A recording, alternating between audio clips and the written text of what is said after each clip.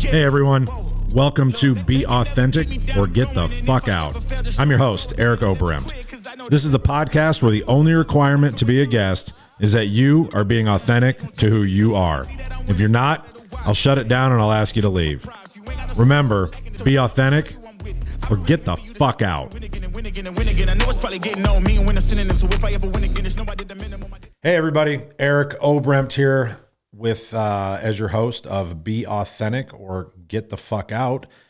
We have got a special podcast today. I would like to introduce my guest and my current or former best friend. We'll debate. Can't decide. But Pate Smith. How's it going, Pate, everyone? thanks for being here, buddy. Yeah, man. I appreciate it. Yep. So Pate just flew in this morning. Hasn't eaten. Have not eaten. He's real hungry. Not yet. Like, it hadn't hit me. I just know that, like, you know, I feel it coming. It's coming. I ate a big dinner late last night, though. What'd you have? I ate, like, a ribeye and a half. And a half. Yeah, ribeye and a half. And I may not even eat any sides. I did have some potatoes. Any apps? None. You like apps, too. You love apps. If we want to put some information out in the world that people may not know, I love apps. Like, I like appetizers better than meals. I would agree with that statement. Yeah. So if anybody wants to get me anything out there, you're like, what does Pate want? The answer, cheese sticks, chicken wings. Ooh, love a chicken wing. Yeah, but not like garbage chicken wings. No. Like, yeah. Crispy. Mm-hmm. They need to be. And I just want to say, breaded barbecue chicken wings just is a mistake. Oh, I agree. You know, I'm like, what are you doing? Who does that? Like, that was old time Hooters wings, right? Isn't that what they did? I don't. Those were garbage. Anytime I ever every once in a while, like I would say like once every 3 years, I'll think to myself, I'm like, man, you know what I hadn't had in a long time? Some Hooters wings. Then I'll go get them and I'll be like, never good. What was I thinking? They were never good. I mean, like, nah. No. But like, I'm not the only one that has this thing. It's like, I'll give Hooters a try. Yeah. Best wings in Omaha? God, gotta go Good Life, I think. Good Life? I really like Good Life wings. Yep, I think I'm that. But I'll say this. I don't even like boneless wings. Don't like them. No, they're for kids, really. They're chicken nuggets. Man, the Good Life boneless wings, it's like just chicken breast that comes out super hot. I mean, incredible. I feel like we're doing a lot of plugging here and I should be getting sponsors. Yeah. Good Life. Shoot my man some money. Yeah. He's out here. It's winter time. They're not roofing. Things are hard. You know what I'm saying? And Coke Zero. Yeah. I should definitely get a Coke Zero sponsorship. Yeah, 100%. That's hilarious. So anyway, Pate, I'm glad you're here. Thank you for flying in. Literally flew in for the day. Going to hang out with the fam tonight. Fly out tomorrow morning. What time you leave tomorrow? I meant to ask you. I think my flight's at maybe like 9 or 10 a.m. I'm not really sure. Okay. Well, you have to get up real early with me then. And hang out no big deal. Airport, I hang out at a lot of airports. You do. Yeah, they know you there. They know you at the Omaha airport probably. The lady at Clear in New Orleans. Yeah. Like she'll be like, ooh, Friday this week. And I'm like, yep. She'll be like, I'll see you next week. And I'm like, that's fantastic. Yeah, I see her. Like, we chat now. She's got a kid. And what's her name? I don't know that. Ah. I should, though, because she's got a name tag. Yep. As often as you talk to her, you should know her name. So Tim brought you from the airport. Mm-hmm. So that kind of leads into the first thing that we were gonna kind of chat about was kind of how we first met. Yep. So I feel like you know this story for some reason better than I do. That's because I care about you. Okay. That's fair. I'll go with that. So why don't you tell the story? So I'll interject. Yeah. So this is honestly this is going to probably just be your podcast and I'll interject every once in a while to fucking give some insights. I feel like I've got questions. I'm going to have to ask you questions. Okay, too. that's fine. Yeah. All right. It'll be a dual interview thing. All right. So it's right after the June 29th, 17 storm. Okay. And I'm living, do I have the kids yet? Yeah, I think I've got the twins. Yeah. Yeah, I have the twins. I just started working at Premier Claims. I've been there probably 6 months. Okay. And so I see this guy, he's wearing a roofing shirt at the grocery store. Tim's going and he's going to the grocery store. I obviously found out to get like food from the deli section because they have like non-gluten food. For those that don't know, Tim Grieve, who works at Eric's roofing company, has a very tumultuous stomach. Yes, that's a nice way to put it. I mean, this dude, like, you can't eat anything. Like, if you like ninja starred bread at him and it hit him, he'd be like down for a week. Never thought of that. What's that? Like old ass bread. Yeah. So I see this dude. I'm like, hey man, what's up? You a roofer? He's like, yeah. And I'm like, cool. I was like, look, you got a card? He's like, yeah. So we exchange cards. I'm like, I'd love to like hang out with you sometime. We can talk and I'm just gonna tell you what we do. He's like, oh, okay. So me and Tim meet up again at another grocery store, have some coffee. Don't know why. You love grocery stores, dude. Our relationship was it Hy-Vee? Yeah, it was. Okay. And have some coffee and another opportunity for a sponsorship. Yeah, and chat and I give him like our marketing piece and he takes it to you and he's like, you're like, I've seen this garbage before. I'm not gonna. And then so then like 3 months later, apparently you're like, hey Tim, we're gonna start working with this dude Pate over at Premier Claims. And Tim's like, dude, I just brought this to you. You told me it was a garbage idea. But then I met Eric and we became friends, more like regular friends and work friends. And then well, you're forgetting the part where I think that I made a post on something about a question that I had about a file that I was trying to get a resolution to, and you commented on it, and that was how you and I personally connected. Oh, I didn't know that. Yeah. That's info to me. Really? Yeah, and then so much for caring about me. Yeah, and well, you kept it to yourself. Yes, I did. Communication's a two-way street. That's fair. Yeah. Natalie, I'm here to promote this communication situation. Right. So that's fair. I just want to say that I would have known that had you put that out. To me. No, I posted something. I had a question about a claim that I couldn't quite figure out the answer to, and which is kind of rare for me to do. Like I don't post shit like that.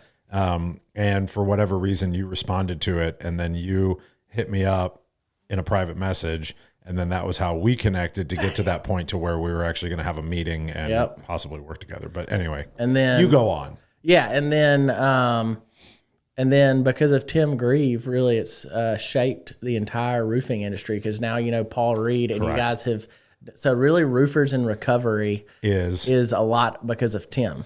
Yeah, I'll agree with that. Yeah, so, I mean, I won't, but I mean, like, for the sake of the podcast, if you spiral it back, yes, butterfly effect. Yeah, dude. Yeah. I mean, shout out to Tim. Like, right, a lot of the great things. Like, what if? Shout out to Tim and his gluten issues. Yeah.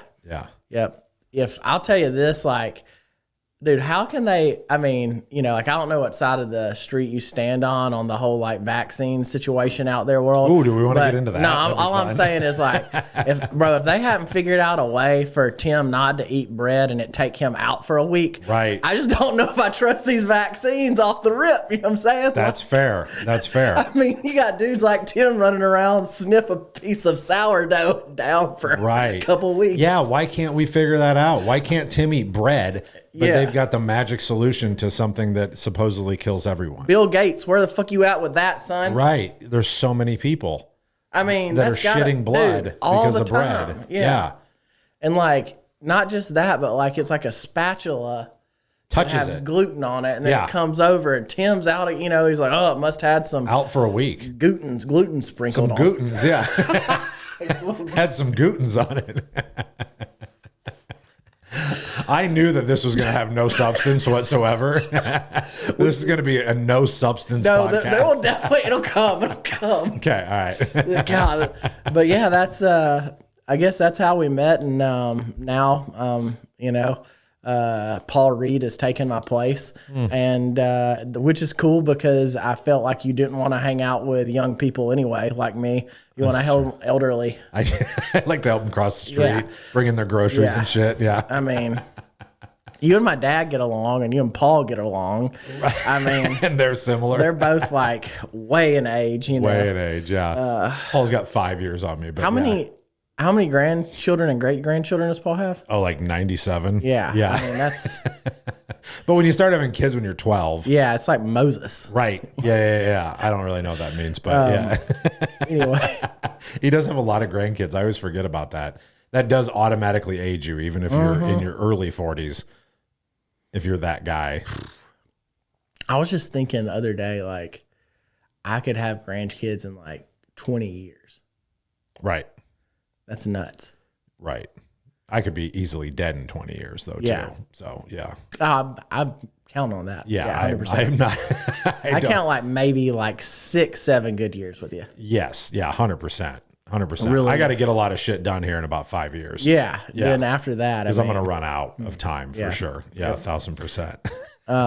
But yeah, man. So, and that's how we met up, and I don't know. And I mean, it's like weird coming back here because it's like this building, like, I don't know, like it meant like this, like walking in, I was like, whoa, because this is where like I studied for the bar the whole time. Yep. And you spent a lot of time here.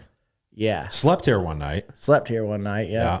Got snowed in, and the roads were bad and couldn't get home, and it's only like 2 miles from here. But right.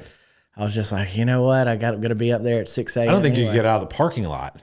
It was nuts. It was like probably 3 foot of snow or something came down. That, yeah. And I woke up to Ben and Anthony were here that morning, and they're like, dude, you sleep here? And I was like, yeah, I did. Oh, okay. Want some food? I was like, no, I'm good. I got my grilled meat in the fridge. Well, that's not as good as when you were at the old office and you were studying, and my cleaning lady thought that you were squatting there. Eric's cleaning lady thought I was a homeless person. Yes. I was out of town, and my cleaning lady's texting me, and she's like, there is a man with sweatpants, and he's kind of smelly in the house. I don't think he's supposed to be here in the office. And I'm like, no, that's just Pate. He's studying to be a lawyer. But no, it was weird because it was like every time I come in here, it's just like, I don't know. It's like, it's weird. It's like, cause like I'm so like connected to those rooms, like your office and the conference boardroom. And then like Tristan's room was where I did a lot of like my tutoring sessions. Yeah. And so it's like, I don't know. It's like, I'm like, it's like when you go back to your high school, or you're like, the house you grew up in, dude. It feels so weird to like be back here. I don't know. I was just like breathing. Did it feel smaller though? Because it seems like whenever you go back to those places, you know what I mean? Like no, because smaller, you added we added, you know, double the space here, and you have a podcast studio, and somebody asked me a really good question. I don't know if it was yesterday or the day before. A guy came up from Texas, David. He was in the Commercial Roofing Academy, and I met him. I remember at that Jim Johnson event that I went to with you in 19, that Strategy 19 event. I met David there, and then we kind of hit it off again when he came to CRA, and he texted me and asked if he could come up and shadow me for a couple of days, and I'm like, sure, you're going to be bored as fuck, like hanging out, you know, watching me eat sushi for lunch or whatever, which we did. But we were sitting there, and he asked me, he goes, so what's the point of the podcast? And I was like, good question. You know, I had to really sit there and think about it for a minute because I have so many different kind of reasons, you know what I mean? Like that I'm doing it, you know, like with yours, like you have a very specific intent of like who your audience is and like information that you're trying to communicate and who you're trying to reach. Right. Yep. And this is so much different because I'm not trying to talk to the industry. Yeah. Right? I'm not trying to talk to contractors or policyholders or attorneys or PAs or whatever. Like I'm not trying to do that. I'm trying to reach a broader audience. But then I had to sit there and go, okay, well, why am I trying to reach a broader audience? Right. So one of it obviously is everybody's trying to brand and whatever. And like, you know, obviously the goal is that people will, you know, see what we do here and see what our culture's like and everything. And, you know, obviously we want a talent, you know, working at our company as well. And that's obviously one like kind of secondary reason. But the other reason is that, you know, hopefully, and why I was joking about in the beginning was that, you know, that there's not going to be any substance in this fucking podcast, which still might be the case, but it'll still be entertaining, is that hopefully if you listen to this for a half an hour or an hour, however long this goes, hopefully people listening will get like one thing out of it of what we did. And I know that we're going to kind of get into that of like kind of where we started when we met each other and kind of where we're at now, which is fucking night and day, Yeah. right? From where we were. But if the people listening can get one or two things that they can actually pull out of it as like an actionable thing to be able to do to help them, I think that that's the value that we will have the ability to bring here. You know what I mean? So like people will, I like to put that out there because like, I didn't think about it really, you know what I mean? I just had this thing where I was like, I need to do this. And you know, I think you've heard this story, and I don't think I've told the story on here about where the actual inspiration to start the podcast and the name and everything came from. So it came from when I did Matt Mulholland's podcast, and what's this called? Listen to this bull. And so he had me on, and it was virtual, and I was in like the little green roomy thing, right? Yep. Like talking before, and then went on the show. And then after the show was over, we were kind of bullshitting afterwards in the little green room deal. And he sat there and he looked at me and he goes, "Hey, thanks, man." And I was like, "For what?" And I'm like, it wasn't that fucking good. Like, I'm not that good to talk to. And he was like, "No," he goes, "I wanted to thank you for being the exact same person on camera as you are off camera when we're in the green room." And I'm like, "Oh, that's not really a thing, is it?" And he's like, "No, it's really not a thing." Yep. He's like, "It is generally completely the fucking opposite of that thing." And I was like, and I literally just had this like moment, and I was like, there's something there. Yeah. There's something there that I think people would appreciate and want to do, is be that way. I agree. Right. I try to do that as much as I can. Right. You know, I mean, that's sometimes a hard line to toe too.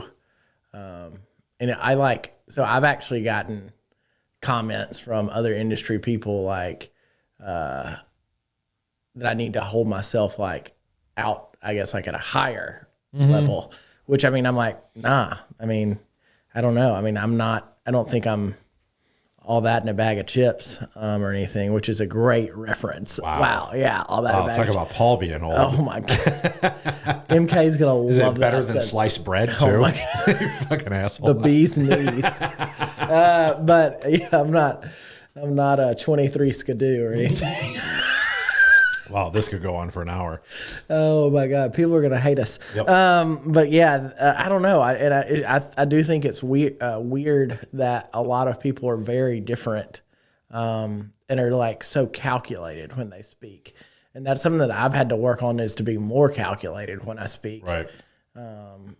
I don't know, just some of that probably comes from studying for the bar for fucking ever as well, right? Because I mean, I even gave you shit about this, like after you got done and while you were studying for the bar, like you were a different person for probably about 4 months.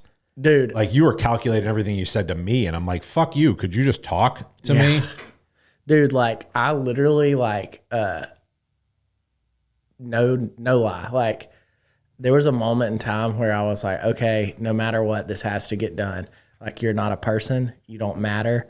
Your only goal in life right now is provide for your family, be a good husband, and take care of this. Like I can remember one time I went over to your house, and I had been studying kind of for like probably 3 or 4 days straight, minus like just minor interactions with MK and the kids, and like working with some clients or something for MMA on the phone. And I can remember like being there, and like people were like swimming, and I was having like a hard time like interacting and talking with people. And it was like the only time I've ever felt like that ever. I feel like that all the time. So really? I mean, yeah. I was like sitting like in the shade on the ground, just being tired. Like I never forget that. Tim was at your house. I think Sadie was there. Really? Yeah. I think Craig came over. Really? Yeah. And MK and the kids later. And I was just like, so we must have been having some kind of a summer party. Something. Yeah. I think I ended up cooking.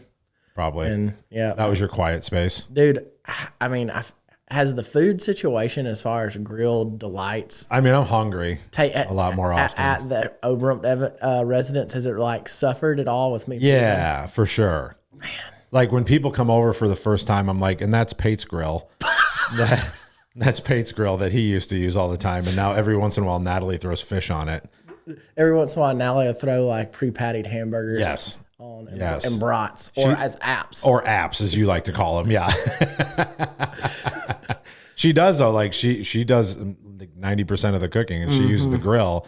And I think that grill 100% misses you. Man, I would say that. I love going out there and cooking. That's a little oasis. That is definitely something that I miss. And as the fall came, I was thinking back to all of like the times that we sat out back and watched fights. You know what I mean? Like just, had people over and watched UFC and whatever. And that TV lasted until October, and it went out from rain and wind. I'm interested to see how long the one I put up lasted, because it's like a little bit more back in a cubby. I think you'll be okay with yours. Yeah, mine's too open. Yep. Mine's too open. We'll see. But yeah, man, so that's like thinking back, I think that was just like when I can remember, like MK even said, talking about how I was a different person and so calculated. Like she's even said, and I can remember this moment where I was riding in the car and I was like, what do you want to listen to right now? And I didn't go like personal development. I didn't go like rap that's like, like very to drive me. I put on like Dave Matthews Band, and I like rolled the windows down, and I put my phone on silent and like drove from the office home and just like chilled. And I was like, okay, like this is a defining moment. I know that's weird, but it was like I could breathe like fully for the first time in like a long time. And I had found out I'd passed the bar and like other things, and you hadn't. I had. Oh, you had. Yeah, okay. I had found out, and it was like it took me a while to like get out of that headspace. Right. And then sometimes I even catch myself like back in there, and that's not somewhere like I really want to be. Like I don't want to be in that like whatever it takes, no matter what, and every single moment. It's just not sustainable. It's exhausting. It's horrible. Like, yeah. I mean, like I used to go in your, like the downstairs bath, like the public bathroom or whatever here. Yeah. Not the executive. Not the executive bathroom. Yeah. Yeah. And I would sit there and I would just be like, okay, 15 more questions.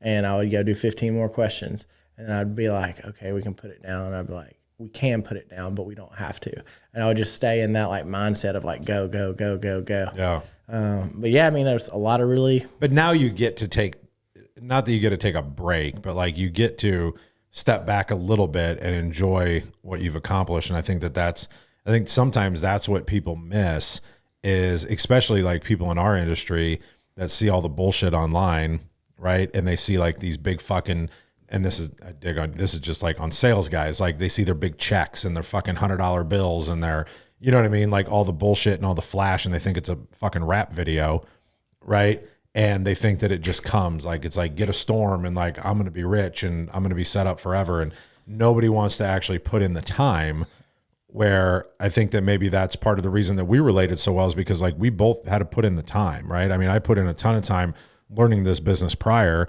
And then when we met, I mean, I had my old shop down on 34th, right?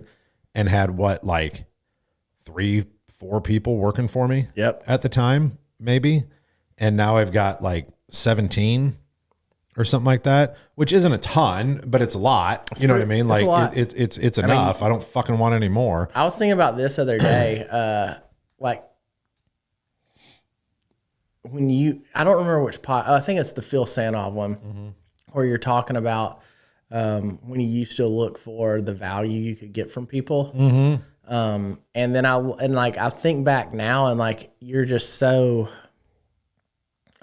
like you affect people's, like the people that work for you so positively, like, and then affect their like families too.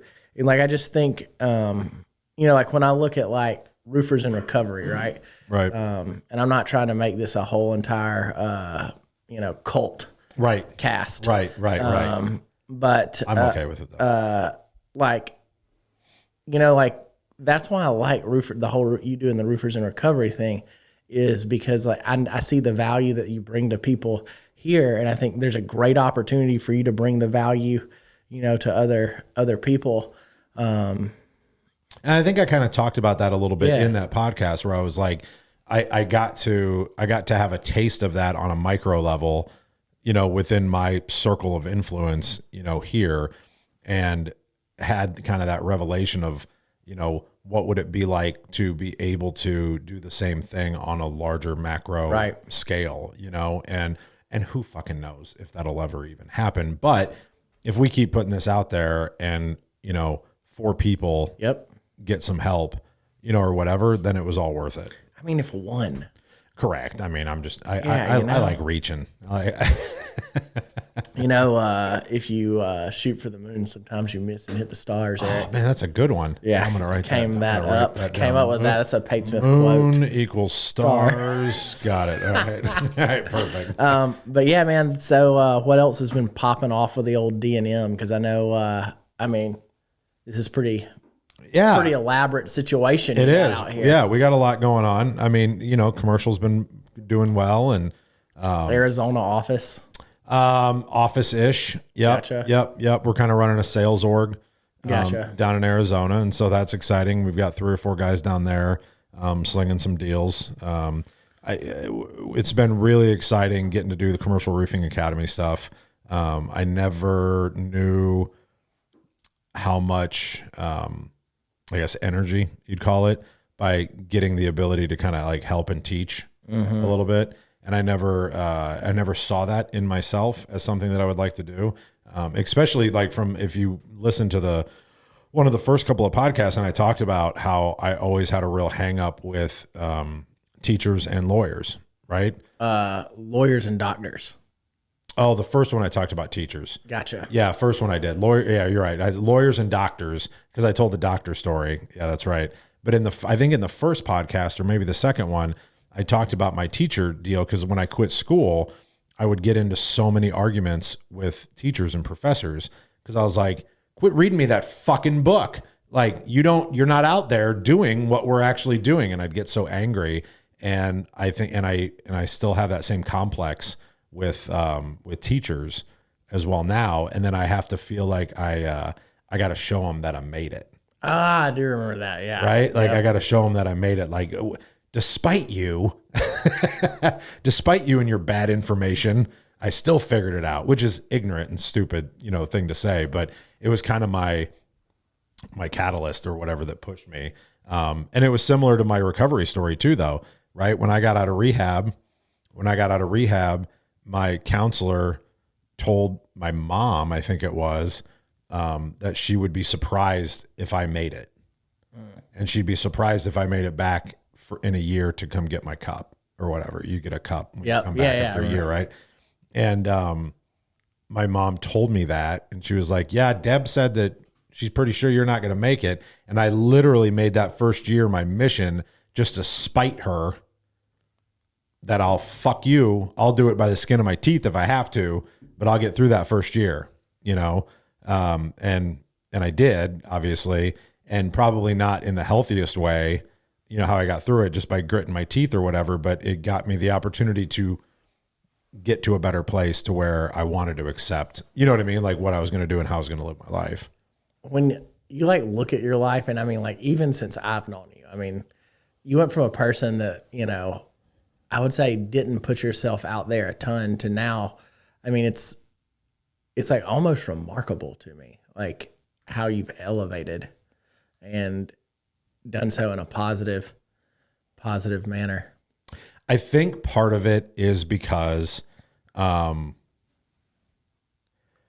started getting opportunities to meet more people, and I learned how much good there was out there, but also how much evil was out there. Mm-hmm. It gave me more motivation to be vocal, so I could be part of the good rather than the bad, because I was part of the bad for so long, of such a large part of my life.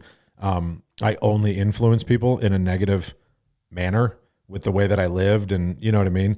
And when I got the opportunity to be around good people, I mean, like you, like your family, like Paul, like, you know what I mean? Just all the people that I get to be around, and I got to make real, genuine relationships with.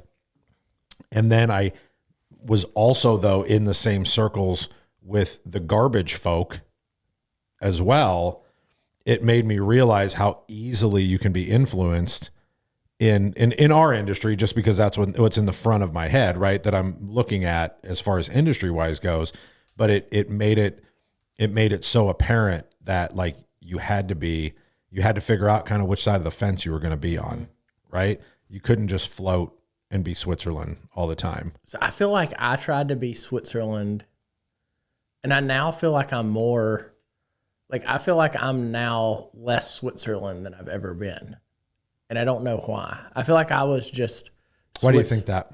I don't know. I feel sometimes I feel like it's because I'm around James so much, and I'm just like, yeah, I would agree with that. I have a lot of James rub off on me on like things not being worth. That's good. You needed a little bit of that though. Really? Yeah. Yeah, you did.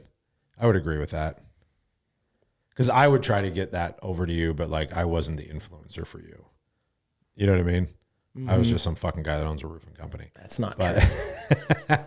But you needed a little James in your life. Yeah, I think I would agree with there was that. a lot of positive that we put there. Yeah.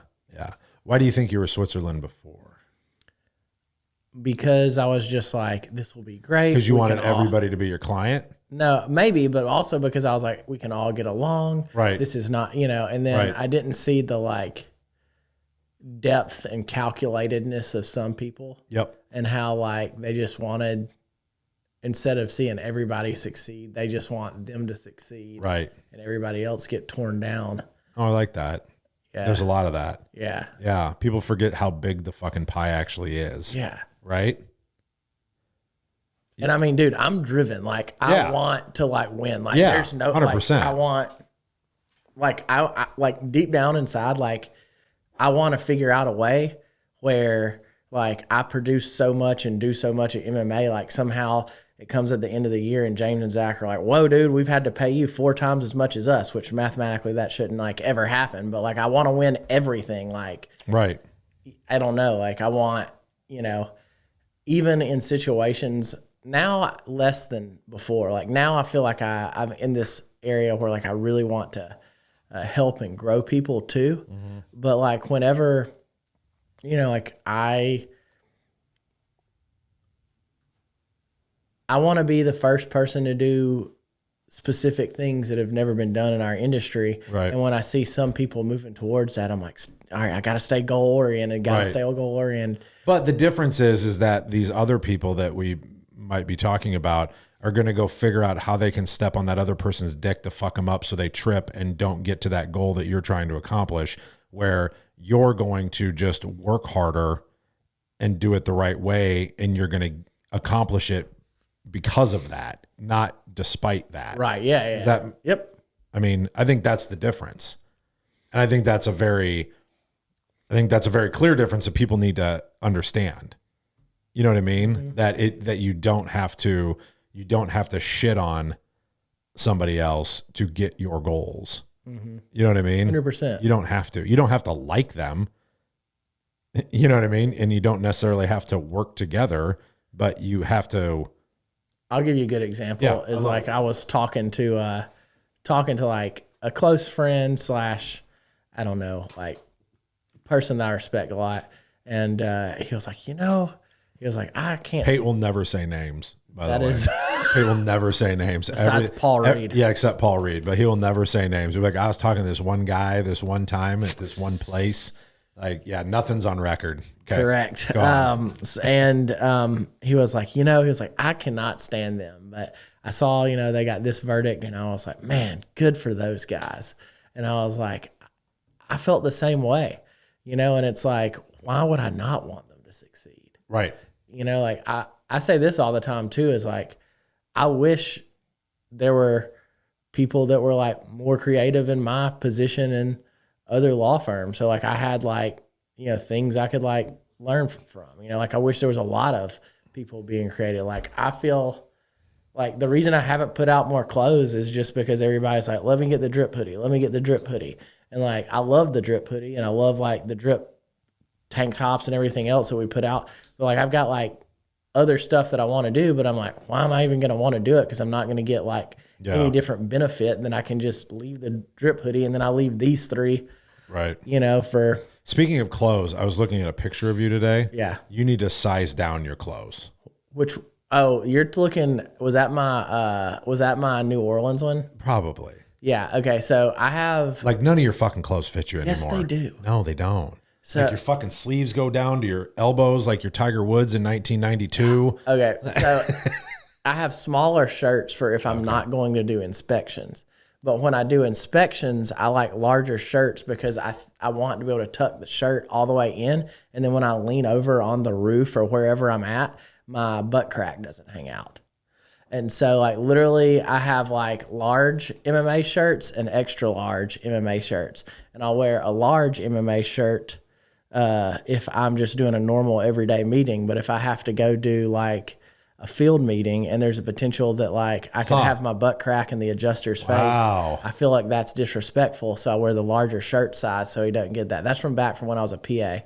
A guy told me that you should, if you're like in an adjuster meeting, another adjuster told me, he was like, you shouldn't do it to where your butt crack hangs out. And that's stuck with me. I've never heard of that. Yeah, man. So like, I mean, you did inspections with me in a tank top. Listen,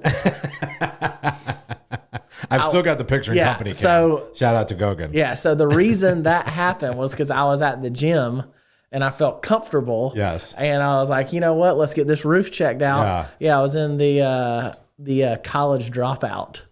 Yeah. Kanye West tank top. Yep. Were you? Yep. No, you're in the No 3 tab left behind. Oh, was it? Yes. Tim's got one with me on a. Those are the green onion. Yep. Tim's got one, I think, where I'm in the college dropout tank. I haven't seen that. I don't even know what that means. Is that an album? Yeah. It's like one of the greatest rap albums of all time. Ever. All time. No question. All time. Yeah. Like, might be one of the greatest all time albums. Really? And it wasn't Drake? I love Drake. But I know no, you do. It was not. Huh. Yeah. That's saying something, folks. Yeah. I mean, I can't stand either of them, but that's fine. I'm old. Dude, I've given you some Drake that you've liked. But not that I'd ever purchase or sit in the truck and be like, man, I could sure listen to that jam right now. Lexi, are you pro Drake or anti Drake? No comment. No comment. I'm sure she's got an opinion. Yeah, she just doesn't. It doesn't want to be on record. Yeah, man. So, I would say Drake's actually like. There's a lot of times where like I don't want to do something, and there's like a Drake song for every moment. And so I can like. Do you sit at home like I did when I was 13 with the fucking CD case open so you can read the lyrics and you'd be like, man, you listen to the words on this, and then you go drop your Facebook post? Yes. Yeah, I know you do. I actually just like know them. Right. You know, so. But not from reading them? No. Because I used to take the cassette tape out and you could unfold the deal, and then it would, the tapes that didn't have that were fucking garbage. Like you'd be so mad, you'd go buy the tape and then you'd open it up. It's like, it's just a picture of the band. What a bunch of assholes. I can't like them anymore because I need to know who the band members are and that Richie Sambora is the fucking guitarist for Bon Jovi. Like that's how you learn that, was from that and all the words and who sang them. Yep. Because we didn't have Google. Hey everybody, Eric here with Be Authentic or Get the Fuck Out. Episode ran a little long today because Pate and I love to ramble on occasion. So we are going to cut it right there for today. We hope you check back in a couple of days and check out the next part of our interview with Pate G. Smith, hater of Paul Reed. So remember, be authentic or get the fuck out. So if I ever win again, it's no, I did the minimum. I didn't have to sell my soul. Please don't play no games with me.